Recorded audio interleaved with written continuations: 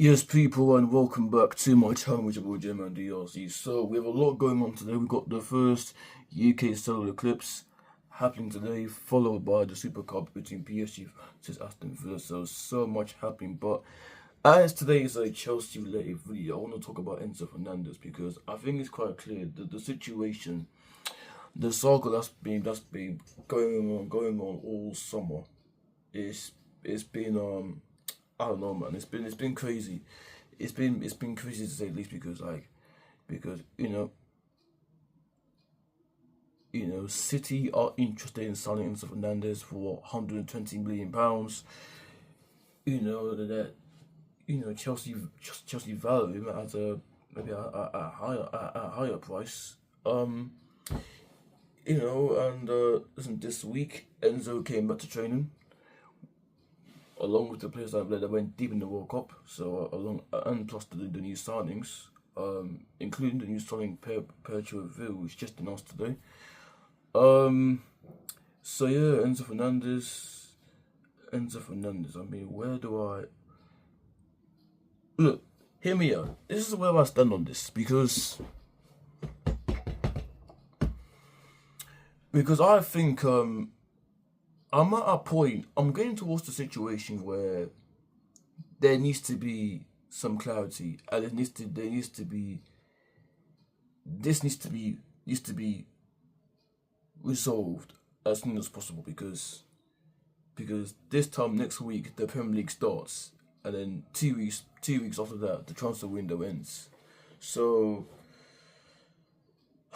I mean, look, will Enzo be there come the end of the transfer market? Will he be there by the time the transfer window ends? I don't think it. Me personally, I don't think this will drag on to deadline day. I think this saga will come to its conclusion. When, I don't know, but look, where do I stand on Enzo Fernandez in this situation? Because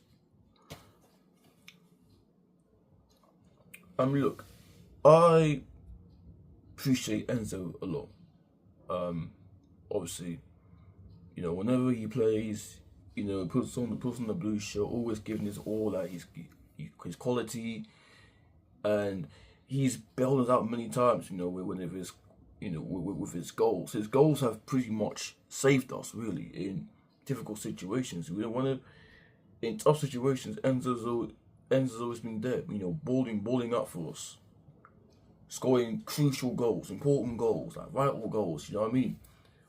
So, and now we get to this scenario with the fact that you know his head is in a spinning wheel. Really, it's like that. You see, like I wouldn't be against Enzo staying, but at the same time, I'm like Enzo's confusing me in it because I genuinely don't know what the guy wants. Like, does he want to stay? Does he want to go? Like, I think from Enzo's point of view, he needs to decide what's best for him. Does he want to stay? Stay, then stay. If he wants to go, then he can leave. Because, you know, this cannot be dragging on while the season gets underway. So, I don't know. I don't know where I'm at with this one because this is I don't know because I think for me personally, I love Enzo Fernandez. I wouldn't mind him staying, but at the same time, Enzo needs to know what's in his mind, what's in his heart. Like, what does he want? I think he's got a wife, he's got kids. They seem happy. They seem happy in London. There was rumors about Enzo wanting to go to Real Madrid. That didn't materialize. Then now there's chance that he could go to Man City. With we're working on the Enzo Maresca. So I don't know. I really don't know because I thought for me personally, he needs to decide for himself what he really wants to do for his own sake, for his own future, for his own career. Like, he needs to come to a conclusion that does he want to stay at Chelsea or does he want to go? Because this saga needs to come to its conclusion. So we can put this all to bed and just focus on what's ahead, because the season is what? It's next week. It's next week, right?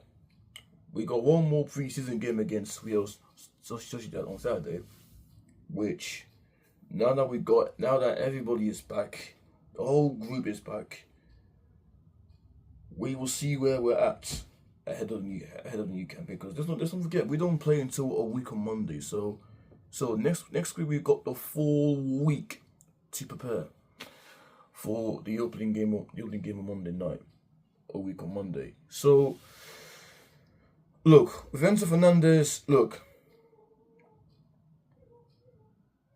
he needs to decide what he wants to do. Does he want to stay or does he want to go? And I'd rather he decides now rather than leaving it till later.